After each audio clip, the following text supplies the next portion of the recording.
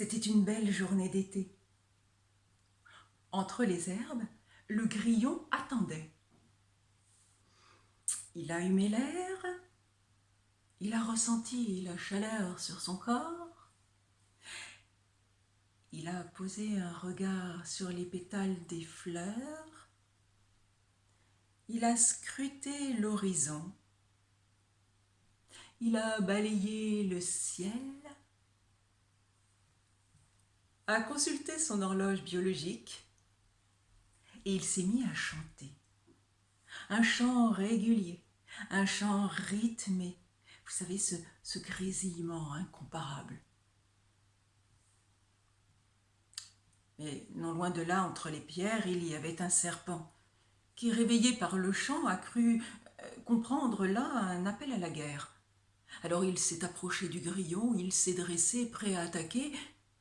Mais le grillon s'est expliqué, il ne s'agissait nullement d'un appel belliqueux. Non, non, il s'agissait plutôt d'un hommage au soleil, d'une révérence à la lune, d'une ode aux étoiles, de la caresse posée sur les paupières lourdes des ensommeillés. Le serpent n'a rien compris à ce discours obscur et sa colère augmentait. Non loin de là, il y avait un rat musqué qui était resté silencieux jusqu'à présent, mais là, compte tenu de l'évolution de la situation, il est intervenu. Et il a proposé au grillon et au serpent d'aller à Palabre. Et là, devant la cour des animaux, le grillon a plaidé sa cause. Il a avancé ses arguments, il s'est justifié, bref, il s'est défendu. Et au moment de rendre le jugement, le serpent a sorti sa fourche. Et les juges effrayés ont condamné le grillon à cesser de chanter à tout jamais. Et ben, le monde n'était plus pareil. Il a été tout perturbé. Le soleil ne savait plus quand se coucher, ni la lune quand se lever. Quant aux étoiles, elles dansaient dans le ciel sans pouvoir se positionner.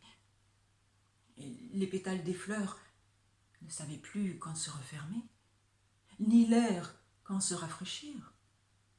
Et le cycle des animaux en a été tout tourneboulé.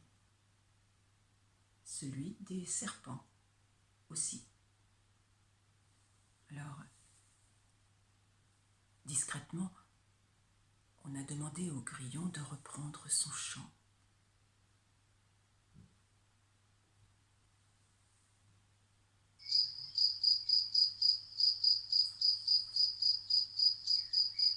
Et le serpent, depuis, fait la sourde oreille.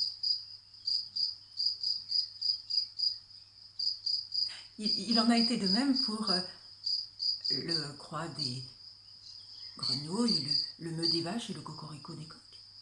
Oh, je vous dirais qu'il y a bien encore quelques récalcitrants, mais là, c'est une histoire d'homme.